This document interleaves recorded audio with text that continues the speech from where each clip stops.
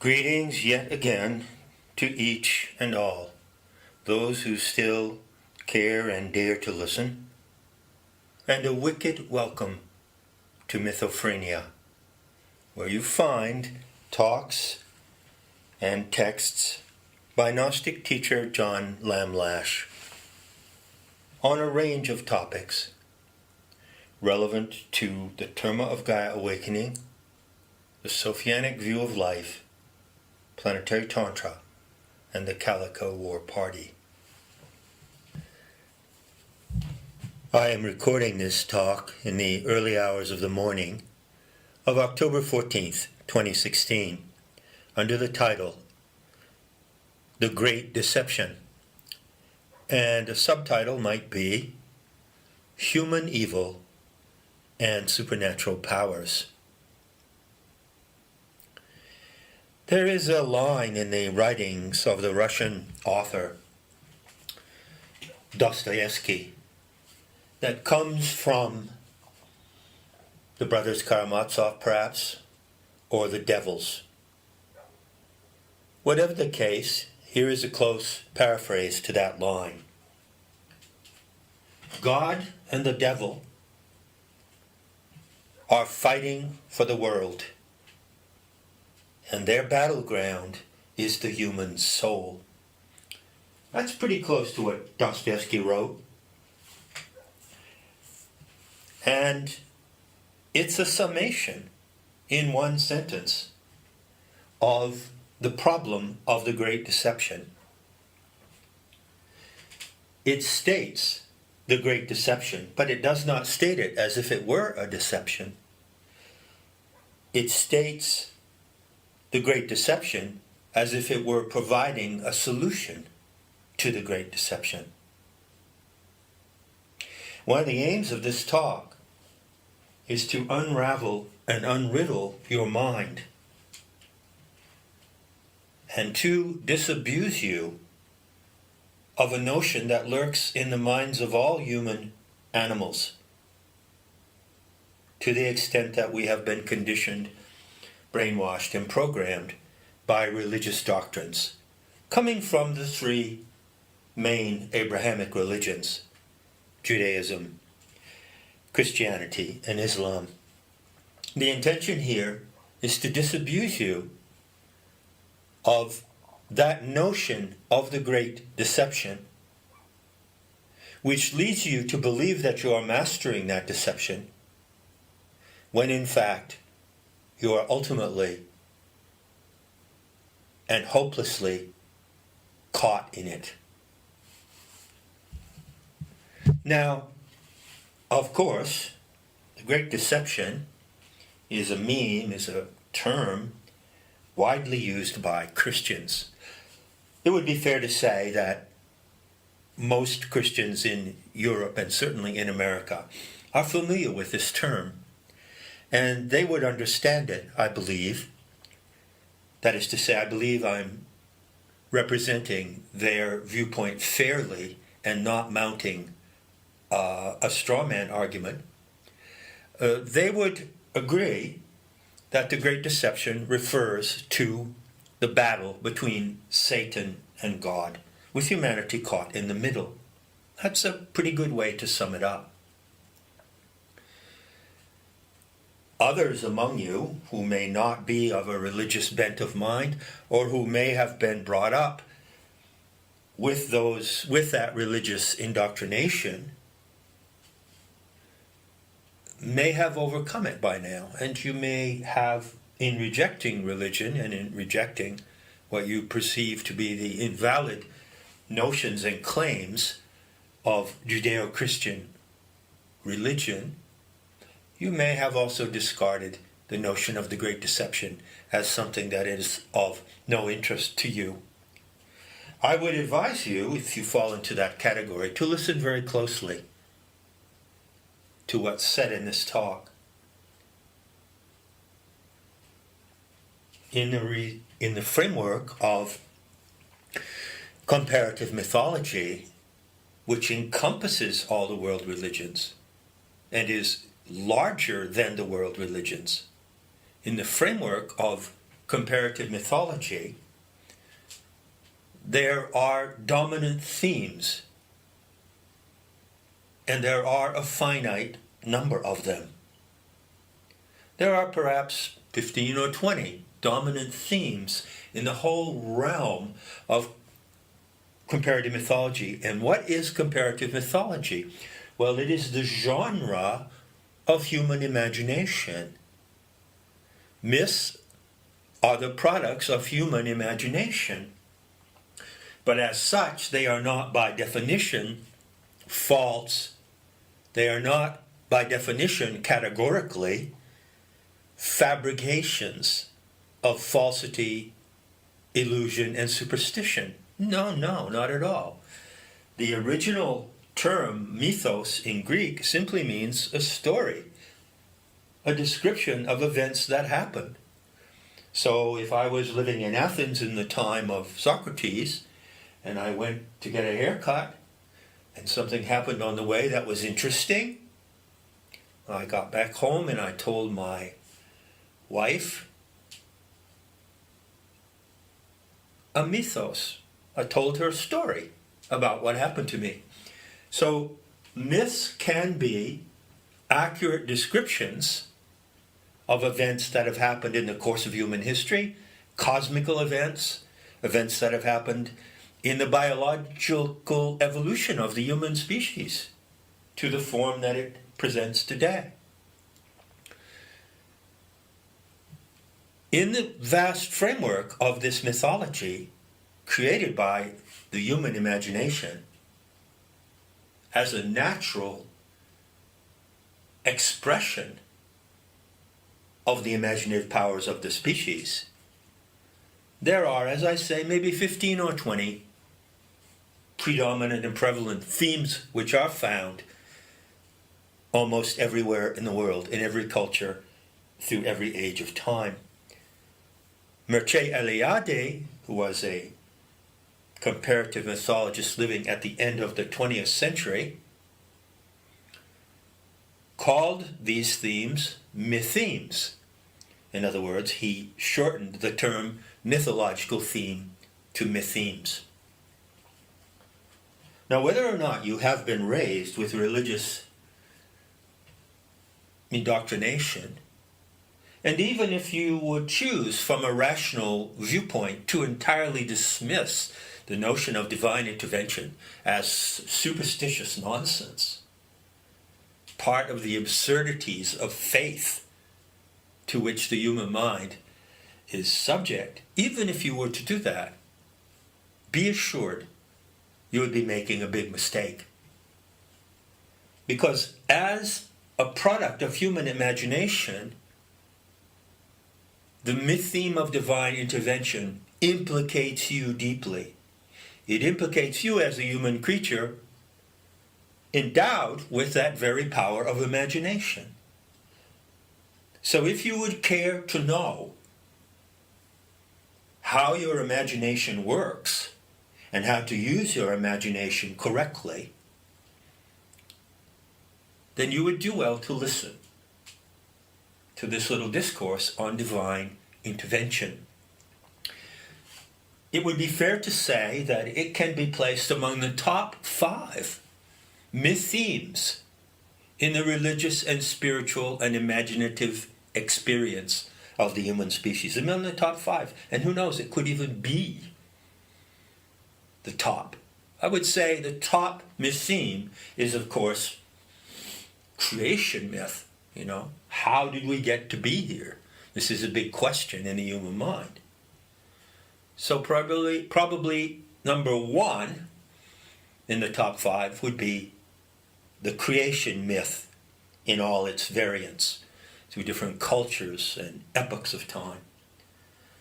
The second would probably be the myth of anthropogenesis, particularly not just the creation of the world you inhabit, the planet, the cosmos, but the genesis of the human species itself.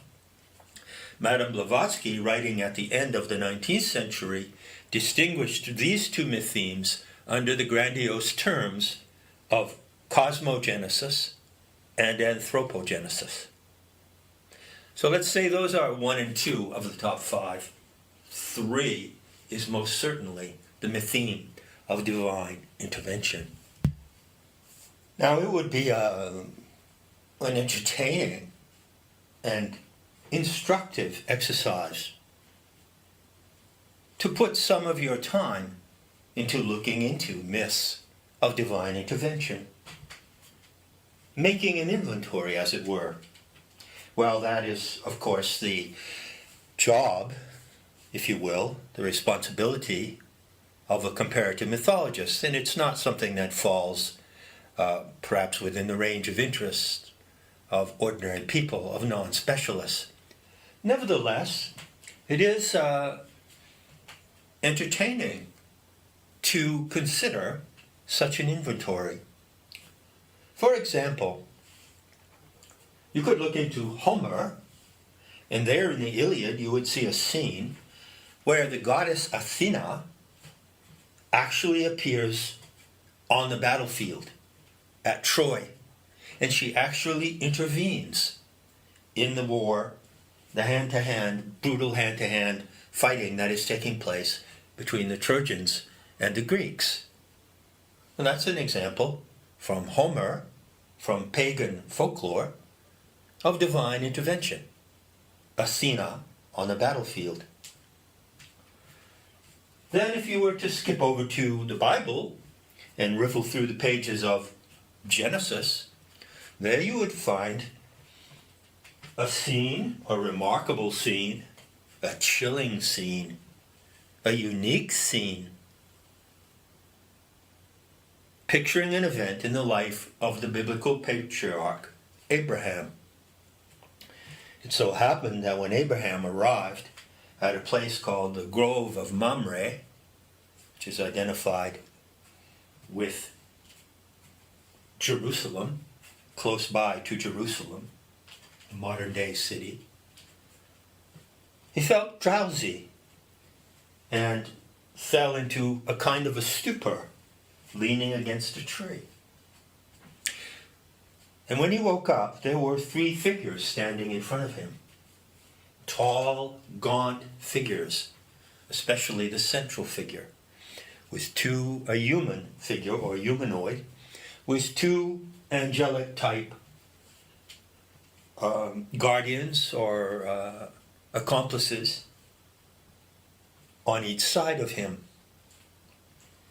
And this tall, gaunt figure, who is actually pictured in sculpture on the wall of the Chartres Cathedral in France, was called Melchizedek.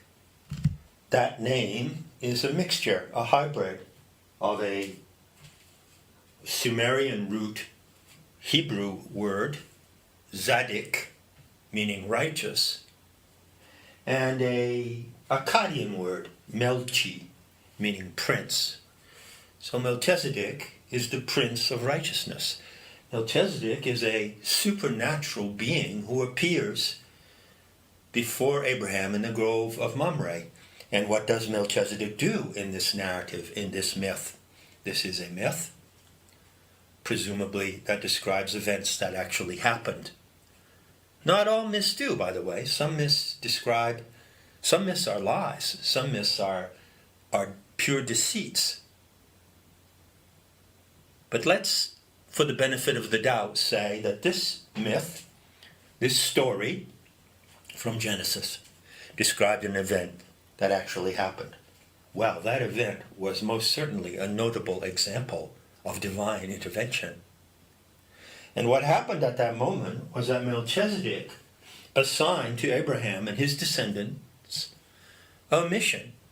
So a mission came from a divine or supernatural power, and in that moment, the patriarch Abraham, father of the 3 Abrahamic religions, received his orders, as it were. So, the mission of the Abrahamic peoples, as they live today by the book, those people of the book, whether they be Jews who still believe in God. There are many atheistic Jews. Christians or Muslims, they all have their spiritual heritage from this event, from the divine intervention of Melchizedek. This event pertains vividly to events that are unfolding in the world today. That mythological incident is profoundly connected with historical events that have been unfolding in the world on the planetary scale since about 1850. This is a point to be considered again later in this talk.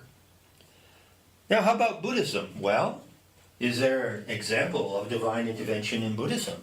Well, there most certainly is.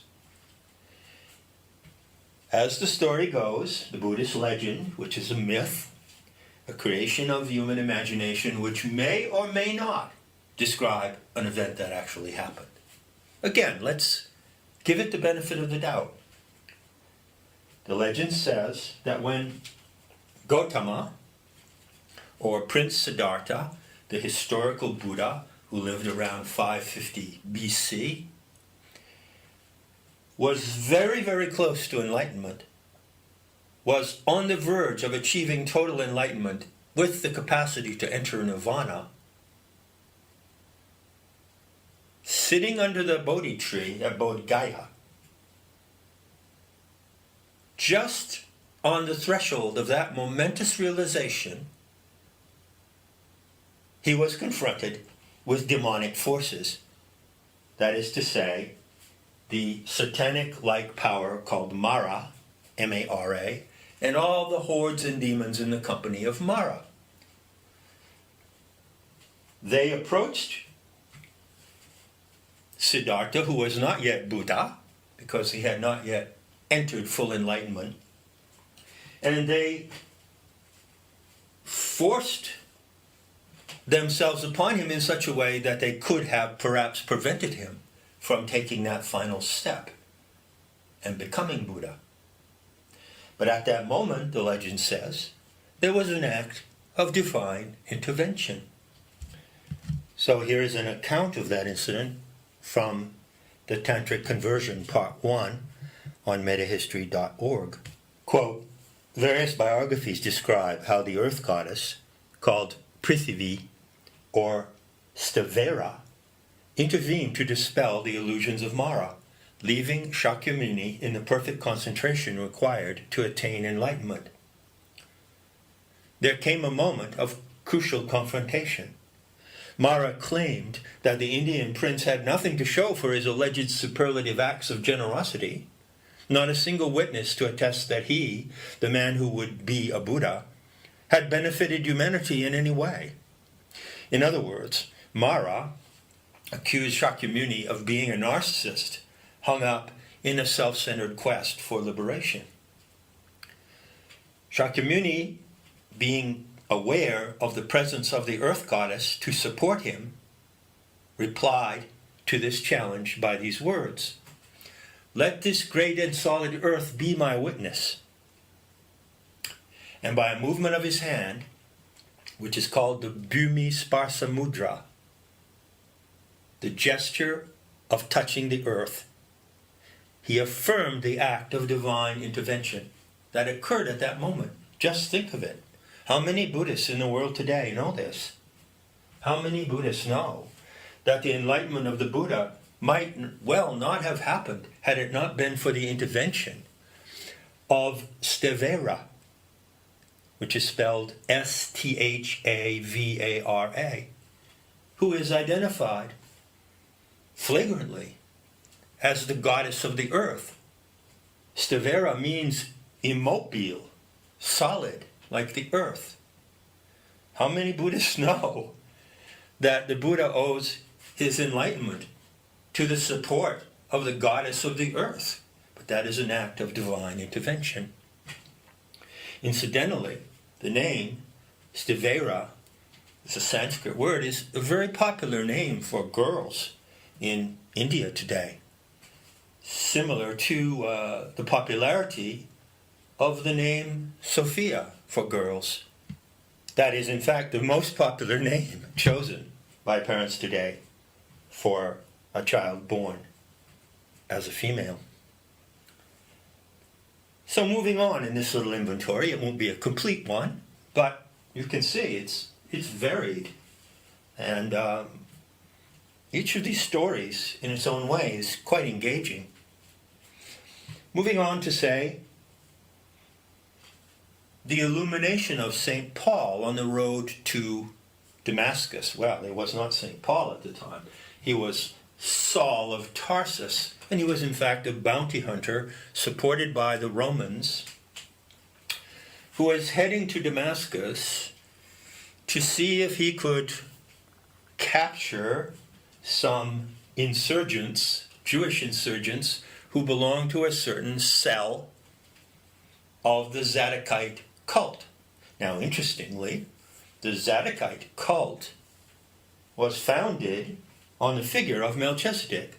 Remember, Melchizedek, Zedek, Zadok, Sadik, this Semite Hebrew root means righteous, better than everyone else, the perfected, if you will.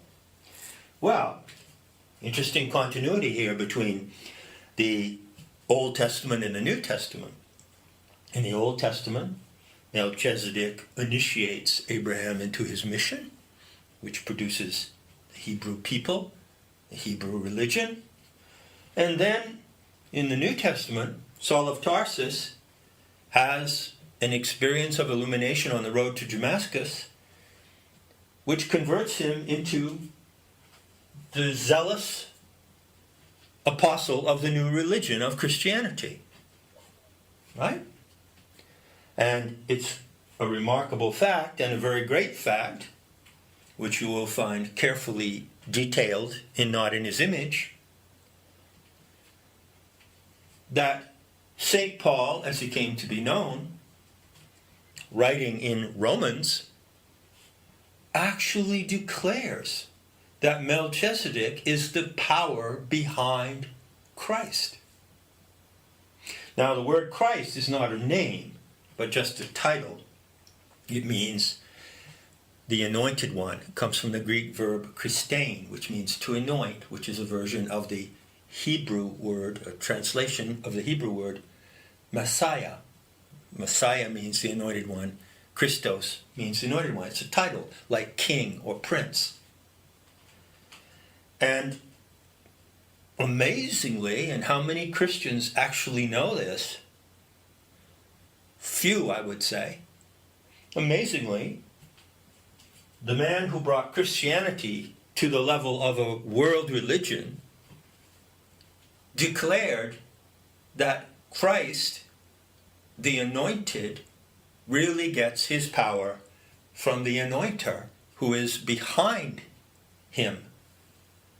The supernatural power of Melchizedek supports the power of Christ in the form of the flesh and blood Messiah. So there's a double aspect to the intervention story here.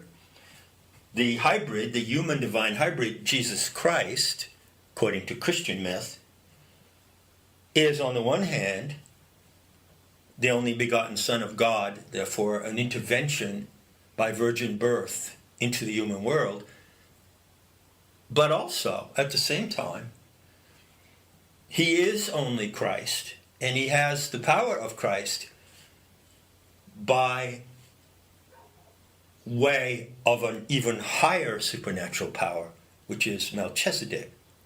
It's described as a being without generation, having no parents. And this is really the heart of Christian mythology, is an intervention scenario. You may be getting the picture by now that in the Judeo-Christian tradition, the idea of divine intervention is always connected with the idea of a savior or Messiah figure. All right then, moving on to complete this little inventory, to round it off. Wouldn't be complete without a look at Islam. Now, Islam is a bit of an aberration. It's a bit of an anomaly in Islam. when it comes to the notion of divine intervention. Now, certainly, the Prophet Muhammad was said to have lived, in the 7th century, is considered, traditionally to have been sent by God, God's messenger. The messenger comes from the person who sends the messenger. And so the very presence of this individual in the world could be considered as an act of divine intervention. And I'm sure that many Muslims regard it as such. Also, it's really important to know when you consider Islam that it's not merely based on the Quran, which is written in 2 parts. The earlier part written in Mecca and the later part written in Medina, which are contradictory to each other in certain ways. But the doctrine of Islam is equally based on 2 other writings. One of them is the Hadith, or the tradition of commentaries upon the Quran and upon the life of Muhammad. And the third is the biography, or the life of Muhammad itself, which is called the Sirah. And sometimes you will hear the expression the Sunnah. The Sunnah means the supreme example, the paramount example. So the Sunnah of Muhammad is, in a way, the paramount example of what a good human being should be in the Islamic faith. It is as important for Muslims to emulate the model of behavior and attitude of Muhammad down to the smallest detail as it is to follow the writings in the Quran. And so in the West you have Thomas à Kempis having written the Imitatio Christi, the Imitation of Christ. You find in some religious orders in the West an attempt to imitate or emulate the life of Christ down to the point of masochistic suffering and self-flagellation and so forth. Well, likewise, the Sunnah of Muhammad represents the imperative for Muslims to behave exactly in the way Muhammad behaved. And if you don't, you're not really a true Muslim. Now, regarding Muhammad as a figure of divine intervention is less important than regarding him as an ideal model of humanity. Take that one on board for a moment. The divine intervention operating in Islam is a transmogrification. Is that a word? I think so. It's a mutation of the Messiah that emerged through Melchizedek in ancient Judaism, the upscaling and mutation of that Messiah in the figure of the human divine hybrid Jesus Christ, and then again another mutation. And the odd thing about the Islamic mutation, and this is a point of imperative importance for seeing the reality of divine intervention in the world today. The strange thing about Islam is that the intervention to be achieved by Islam is underway as a historical, social, and political event on this planet. It is most certainly an event of conquest and submission, because Islam means submission. And so, it could be said, and this might be the first time that the proposition has been formulated in just this manner, that the interventionist factor of Islam is not necessarily a person such as Muhammad, or not even the Mahdi, who is the future prophet prophesied to come in Islam. No, it is actually a political ideology. What makes Islam so powerful is that it is really a political ideology disguised as a religion. And the political ideology is the instrument and agency of divine intervention. And to put a name on that political ideology, it is Sharia law. So these are a number of cases. There could be more. I just throw out a few hints. There have been, since 1850, a number of presumed or supposed messiahs who would be regarded as agents of divine intervention.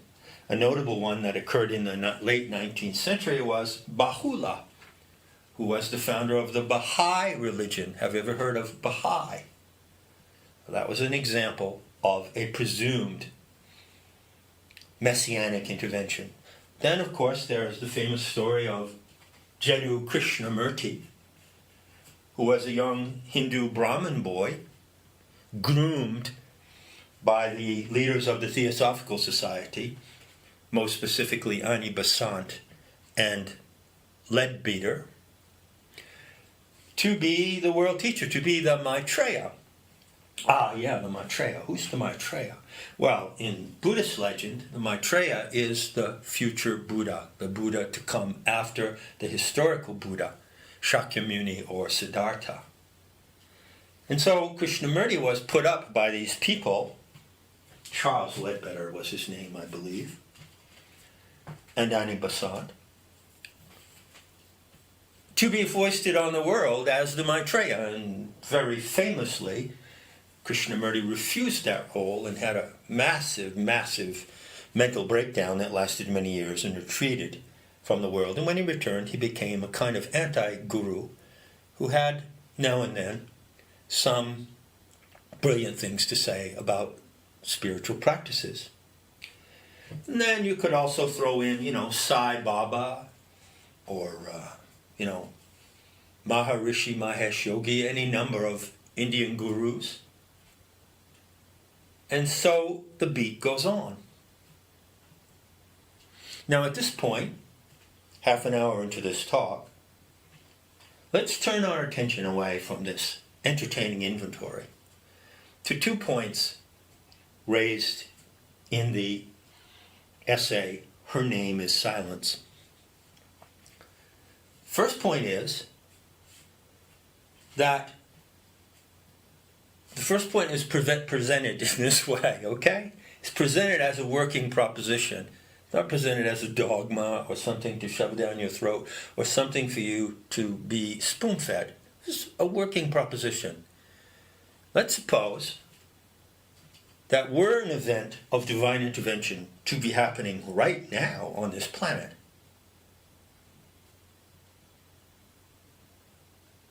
We ourselves, who would be witnesses to that event, are in a position to define the elements of that event, to define the components of that divine intervention. And the essay, Her Name is Silence, proposes initially 2 features. The act of divine intervention happening now could be interactive. It's the first characteristic. And the second characteristic, which is novel, really novel, is that the divine intervention would be adversarial. That is to say, it would come into the world in such a way that it presented the possibility to confront and overcome another intervention. So what Her Name is Silence is trying to say, which you might take note, has not been said before, is that there is an intervention underway on this planet. But it is not a divine intervention. It is a demonic intervention. And were there to occur a genuine divine intervention, then it would require at the outset, perhaps more, but at the very outset, at the minimum, it would require first direct, proactive interactivity with human beings, and second, it would require an adversarial stance toward the intervention that is already underway. So what's the proposal here? If you want to think about divine intervention at all, then think about it beginning always with this notion. There is an act of demonic intervention operating on the planet Earth in demonstrable ways in the social life of humanity, in the social order of the world. There is a process resulting from a demonic intervention. And at the same time, counteracting that, there is a truly divine intervention. The second kind of intervention was predicted, in a sense, or prefigured, is perhaps a better word, was prefigured in the Gnostic writings under the obscure notion of correction. Sophia's correction is the divine intervention. The demonic intervention is actually a satanic plan to take down humanity. That satanic plan, that satanic agenda, has its operatives. It has its executive order, its executive level of power. And it has its many minions and those in the ranks who serve it. You cannot possibly have a clear view of the divine intervention that could take place in the world today unless you frame it in these novel conditions, and unless you start with the understanding that there is an adversarial situation, and that there is a polarity. That polarity, however, is not the polarity of good and evil. Dostoevsky was wrong. He was caught in the great deception, even though he believed he was exposing it. Well, that is one of the characteristics of those who are caught in the great deception. You know they are really caught in it when they're telling you that they are exposing it. Now, I'm not exposing the great deception. I'm demolishing it entirely. Demolishing that concept in order to clear the way for an entirely different view of what divine intervention might be. Well, I'm speaking right now, this evening, at this point in this talk. I can absolutely assure you of something that I will be repeating from time to time in the future. The great deception of which Christians would warn us is the self-deception of Christians in the illusion of good versus evil. Anyone caught in the illusion of good versus evil is trapped in the great deception. And from within that trap, they may have remarkable insights about certain workings of evil in the world. They may even have certain glimpses of genuine supernatural powers operating in the world. But all of it to no avail. Because as long as someone is suffering in the self-deception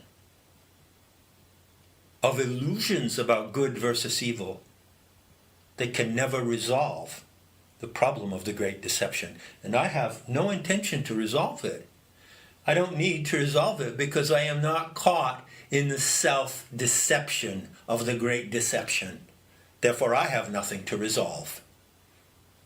Speaking as a Gnostic, however, I have an entirely novel, palpable, and demonstrable model, if you will, of divine intervention to offer and to teach. Happily, that teaching, that instruction, is not complicated. It's really simple. The problem is very complicated, and that's what makes it a problem to some degree. But the solution is simple. To begin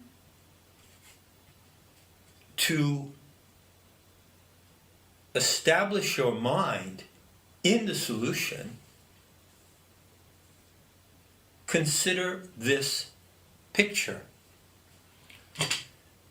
God on one side, Satan and all the demonic powers and the devil and the Antichrist on the other side, and humanity in the middle.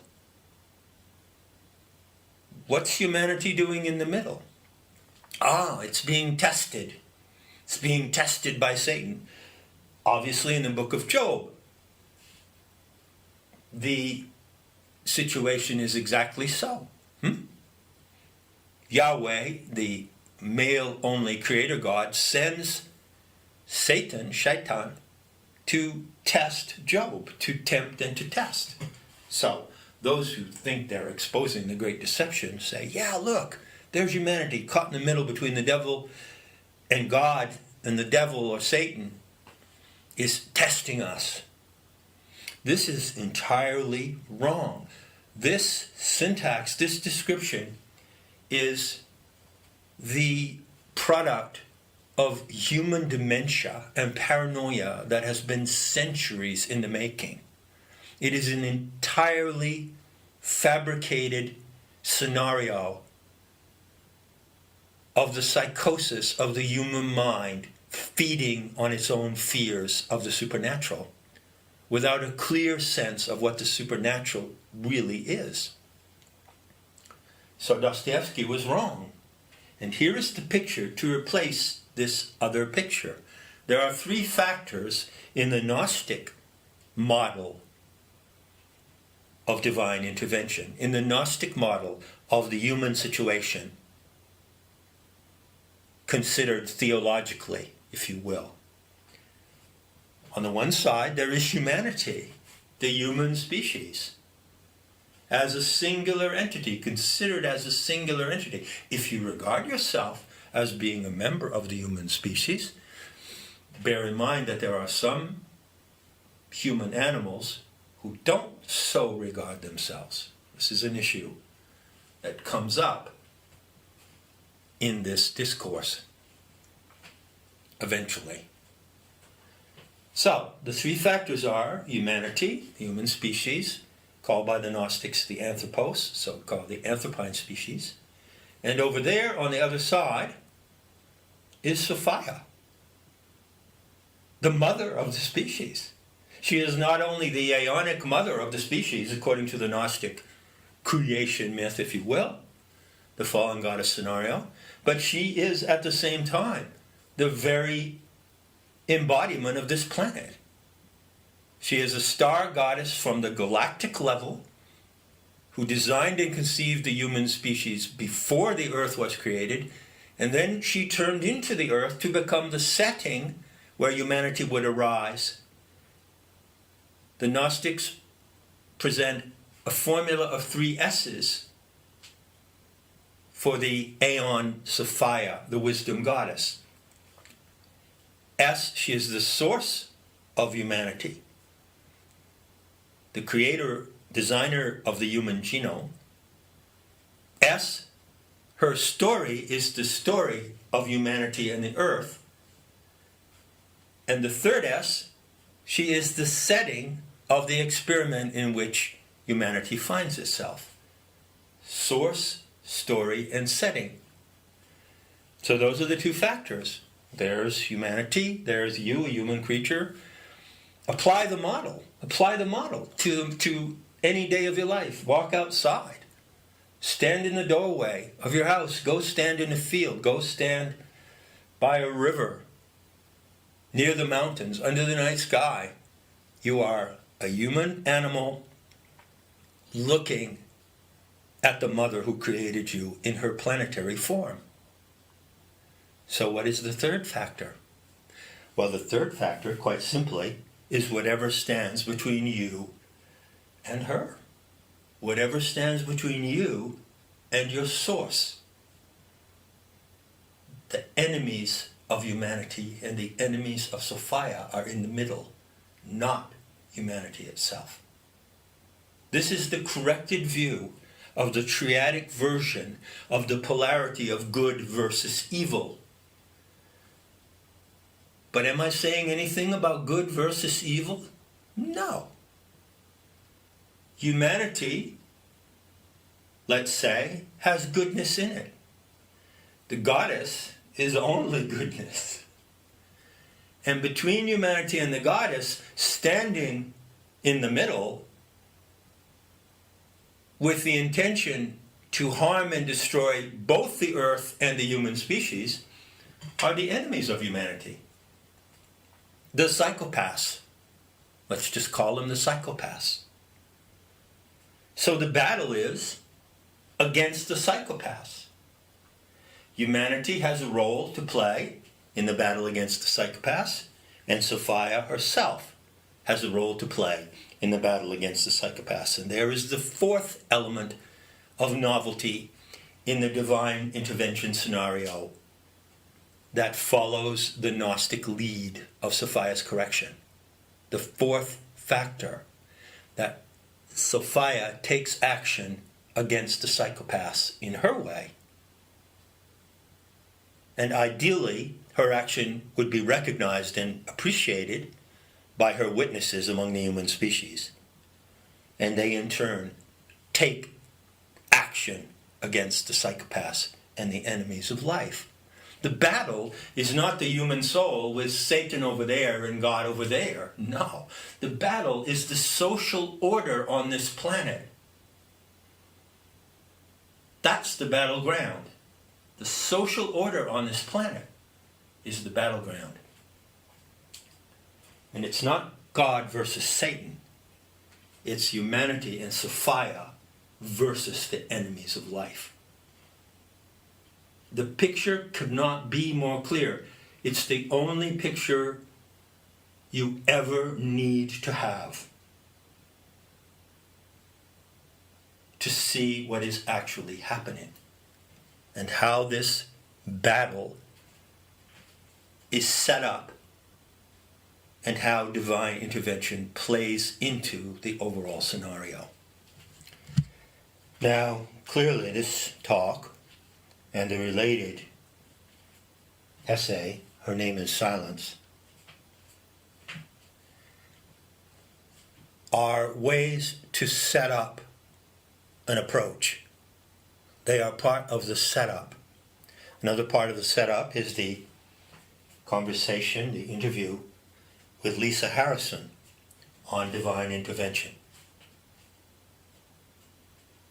These talks and these texts form a unit.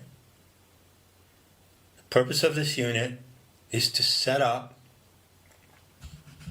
your minds so that you know what you can do with your minds in this situation.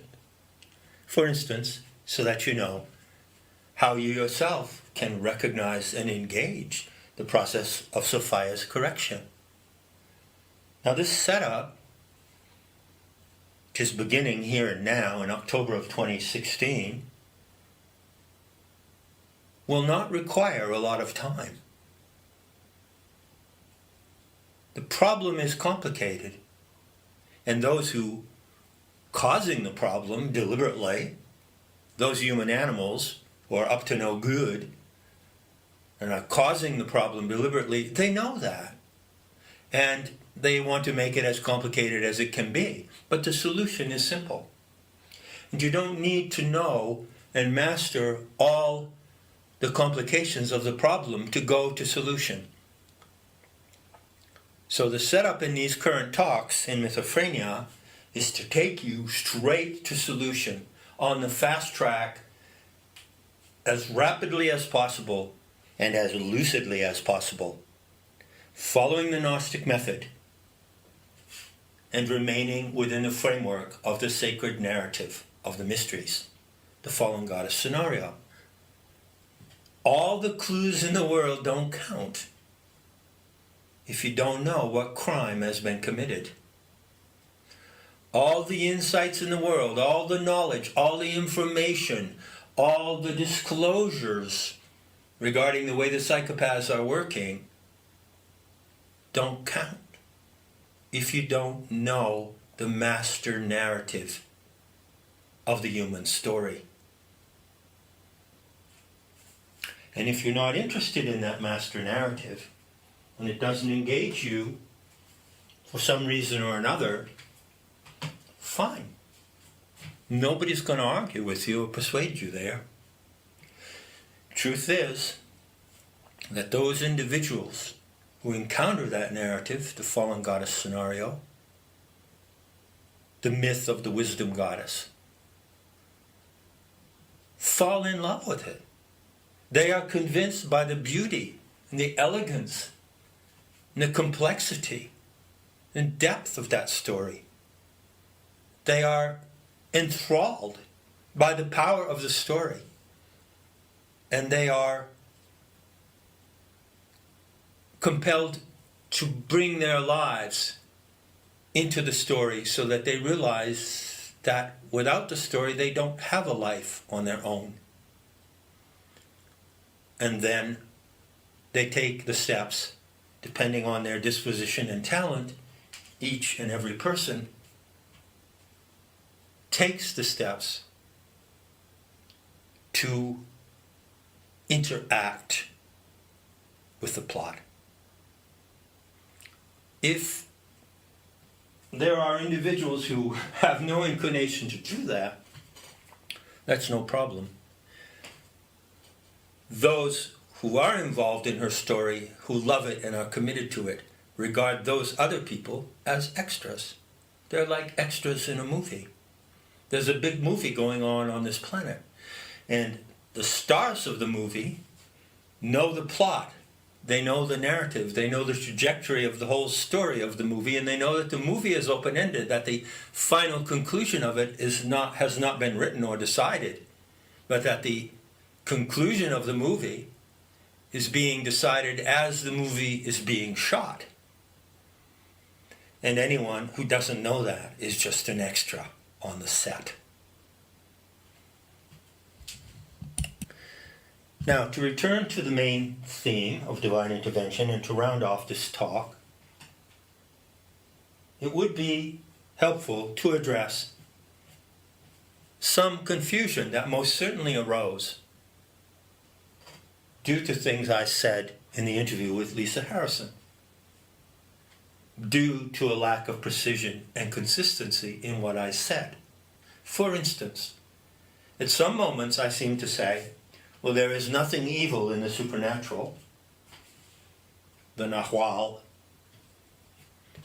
And then at other moments I seem to say, yes, there are supernatural forces of evil attacking humanity. Well, get it straight, John. I mean, give it to us one way or the other. You're flatly contradicting yourself here. No, I'm not contradicting myself. I just did not speak on that occasion with sufficient precision. Here comes the precision. The demonic intervention on this planet is due to one particular alien species, which can be regarded as a satanic species because of the definition of the word satanic, which means working against, adversary. There is one supernatural, extraterrestrial, non-human adversary to the human race. One. Now you might ask, well, wait a minute, why only one? And I would reply by saying, one is all it takes. And if you can't handle one, then how are you going to handle more than one? The Gnostics warned of this extraterrestrial alien parasitical species called archons. They exist in the solar system. Their appearance in the cosmos at large is explained in the fallen goddess scenario. It's in the narrative. If you want to know who the archons are, how they came to be due to an anomaly, then go read the narrative. There is no other explanation that tells you how the archons originate. Is there? Is there? And this explanation, coming from the Gnostic masters of the mystery schools, tells you the truth about the origin of the archons, who they are, how they operate, what are their motives, what are their appearances, everything you want to know. And that intel is developing as I speak.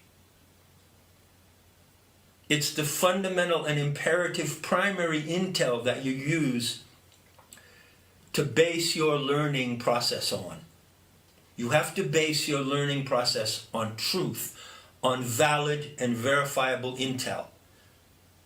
Such intel has been given in the Gnostic teachings and restored by the living Gnostics of our time.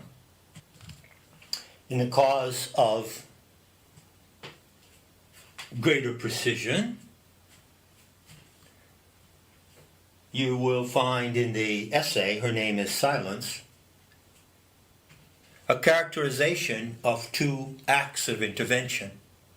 One of them is the intervention through the archons, which has produced initially the Zadokite movement within Judaic religion, inspired and guided by the supernatural figure of Melchizedek, and coming down into the Jewish dream of world domination, which combines with the Islamic dream of world submission. You can't have domination, which is the Jewish part, without submission, which is the Islamic part. The term for that is the Jewish-Islamic fix. The Jewish-Islamic fix is the evidence and instrument of the archontic intervention, and that should not be called a divine intervention because it is only a pretended divine intervention. It's actually a demonic intervention. Those through the ages in the past, and today very clearly in Islam, who appeal to theocracy, would have you believe that this archontic demonic intervention is actually divine.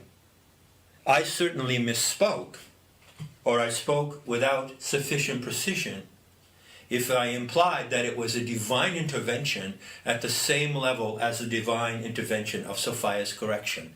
No. So here is the simplific syntax. There is a demonic intervention underway stemming from the archontic intrusion into human life on earth. And there is a genuine act of divine intervention underway. Sophia's correction, as prefigured or hinted in the Gnostic materials. That is the entire picture. That is all you have to know. That is where you put your entire intention. That model, that paradigm, is not a paradigm of good versus evil, although it can easily be distorted into one if you merely squint your eyes. I compel you not to squint your eyes. Do not squint and make it into a good versus evil scenario. Even the Gnostics did not say anywhere in the Greek Coptic materials that the archons are evil. This is really important. The archons themselves, as an extraterrestrial mind parasite species, are not evil. They are not any more evil than a pit of vipers or killer ants or locusts are evil. They are not evil. They are an expression of the natural order of the extraterrestrial cosmos and of the terrestrial cosmos. Killer bees are not evil. So what is evil? What is evil is the human component of behavior that conforms to the influence and follows the influence of the archontic intrusion. Human evil has a certain element of supernatural power behind it, or had, until September 2014. Human evil is what you want to look at. Human evil is what you want to know. Human evil is the mirror of human goodness. When you look at the evil, you see the opportunity to show your own goodness and your honor and your courage and your love and your commitment, and above all else, above and beyond all else, the purity and necessity of your hate.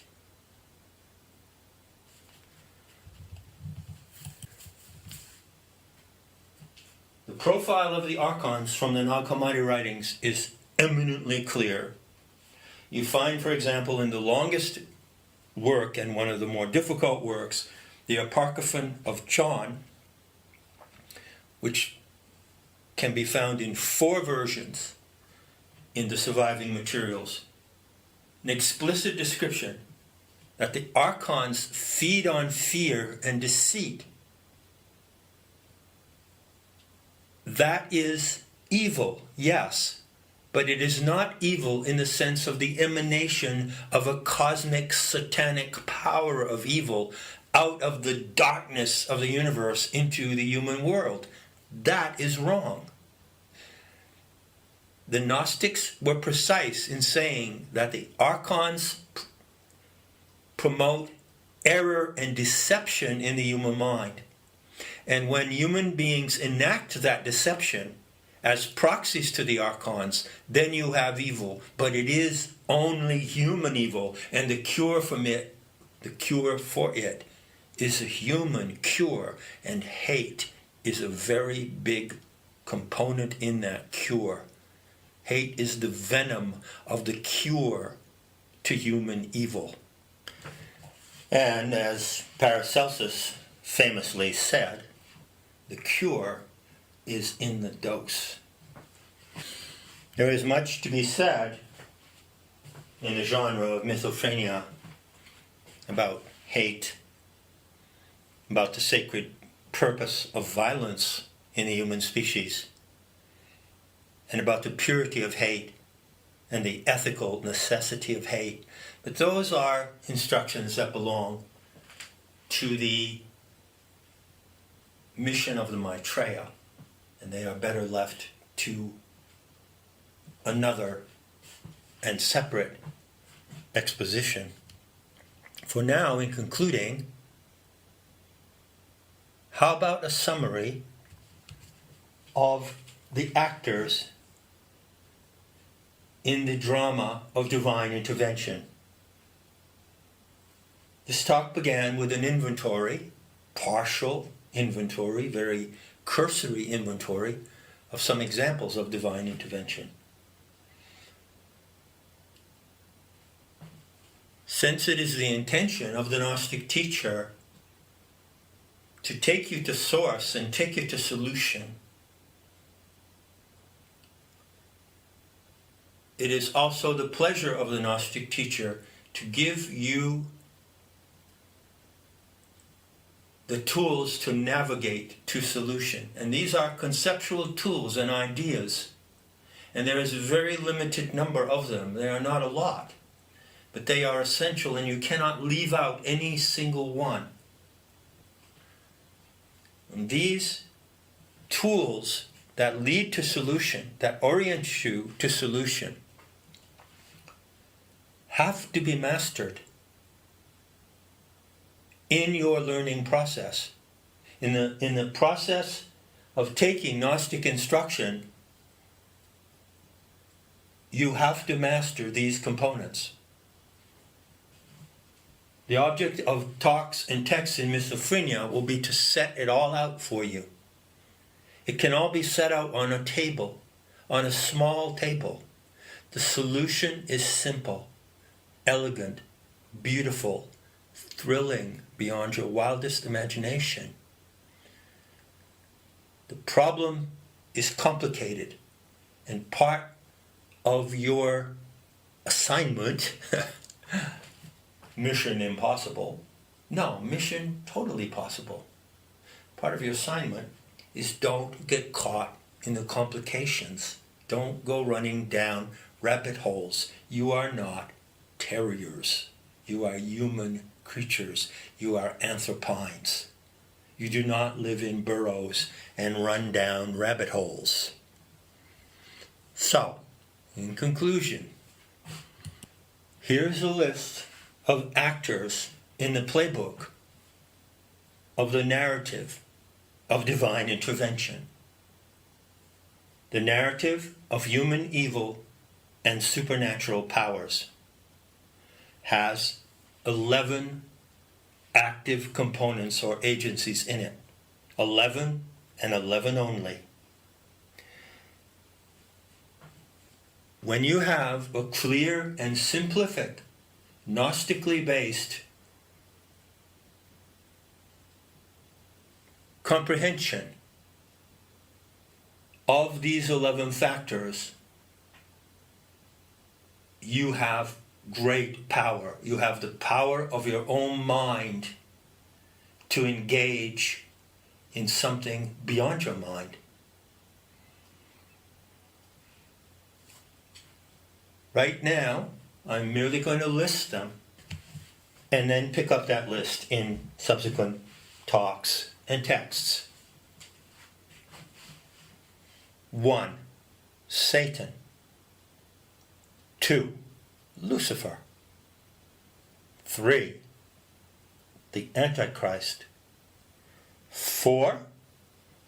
The great beast, Tomegatherion, of the book of Revelation. And 5, the lesser beast of the book of Revelation. 6, the legion of demonic phantoms produced by human paranoia. 7, the archons. That would be the extraterrestrial, cyborg type, parasitical intruders described in Gnostic writings. 8, the human proxies of the archons. That is to say, those who enact, those who are actually under the power of the archons, which is a supernatural demonic power, and from that captivation perpetrate evil in the human world. But it is still human evil. It is still human evil and can be defeated as such.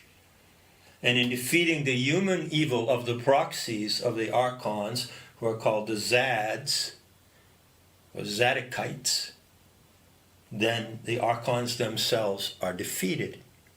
9, the Aeonic Mother, the Aeon Sophia, the planetary animal mother, the wisdom goddess. 10, humanity itself, the anthropos, the anthropine species. And 11, the Maitreya, which I might add is a name in Sanskrit from the root Maitri, meaning friendship. So the Maitreya can be translated as benevolent friend, one who comes to you in friendship, or from friendship, possibly. You could encounter the Maitreya any day without knowing it. Maitreya might not necessarily stand there in front of you in a halo or wearing a badge that says, "Hello, I am the Maitreya, the future Buddha, and I'm here now." You could ask yourself when you're standing in front of a stranger, and the Maitreya has a lot to do with standing with strangers. when you stand in front of a stranger, well, does this other human creature come to me from friendship? That is to say, does he or she come from a spirit of friendship, of benevolence, of kindness, of mutual aid? And if the answer is yes, well, there's a possibility that that other human creature could be the Maitreya. So consider that while you're having breakfast tomorrow morning. And something else that you might do is go to the printable material that accompanies this talk and print out the list of 11 items and put it somewhere where you see it all the time. And when you look at it, tell yourself this: I hold the intention to master this role of actors in the drama of human evil and supernatural powers. And look at it again and again and again and review it continually. And in that way, come to learn and know who these actors are and know how to speak of them out of your own resources, out of your own innate knowing. The unique and delightful opportunity of Gnostic instruction, which it is both a pleasure and a privilege to give and to receive, is this: it teaches you how to know all that you can know with the capacity of your mind at the genius level. Such is the dimension of instruction now coming to you through Mythophrenia. So finally, to conclude very briefly, in 3 minutes, one further point of clarification, one further point of simplific instruction. Return to that picture, always go back to that picture of the triadic paradigm of polarity. The human species at one pole, the aeons of fire at the other pole, and between them, the psychopaths and the enemies of life.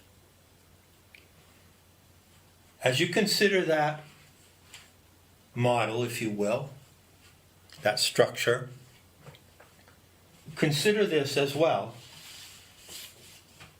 In her divine intervention, which is called her correction or diorthosis, the aeons of fire acts primarily in 2 ways. She acts toward or upon the archons, and she acts toward or upon humanity itself. Can you see that? So, Gnostic instruction gives you the opportunity not to speculate, not to wonder, not to guess, not to fantasize, but to actually know and prove how Sophia acts toward the archons. This is knowable. And likewise, how she acts or reaches toward humanity in the process of her correction. The correction of the aeons of fire is a complete novelty. It is unlike any other scenario of divine intervention that has been imagined, predicted, prophesied. It can only be known as a novelty, and it can only be actualized by the Mother herself as a novelty. It is her novelty. It is her play. It is her correction. And she plays it as she likes. She plays it in a way that delights her. So, just remember the concluding remark in the interview with Lisa Harrison. The one single factor that has never before been considered in any scenario of divine intervention is humor. Does the wisdom goddess have a sense of humor? Does she have a sense of humor? Well, I guess you would know that when it hits you and when you see it in action.